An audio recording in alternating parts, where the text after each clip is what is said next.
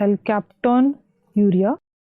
This is a disease in the catabolism of phenylalanine and tyrosine.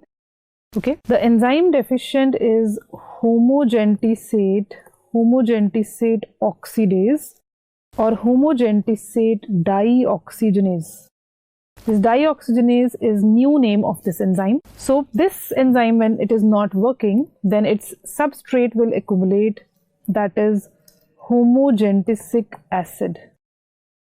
Homogentisic acid on long standing or on exposure to air in urine, it turns black,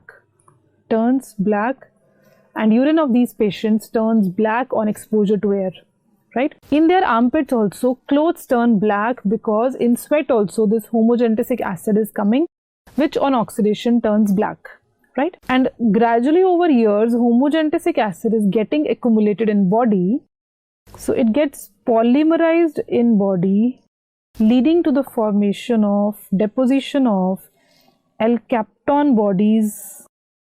These Alkapton bodies are accumulated in connective tissues like ear pinna, nose, skin, etc., giving bluish black discoloration to the skin. That's why Alkaptonuria is also called black bone disease, right? These Alkapton bodies are also accumulated in intervertebral disc, leading to back pain. A typical history of Alkaptonuria patient is a 40-45-year-old lady coming with back pain, right? This amino acid disorder is not having mental retardation.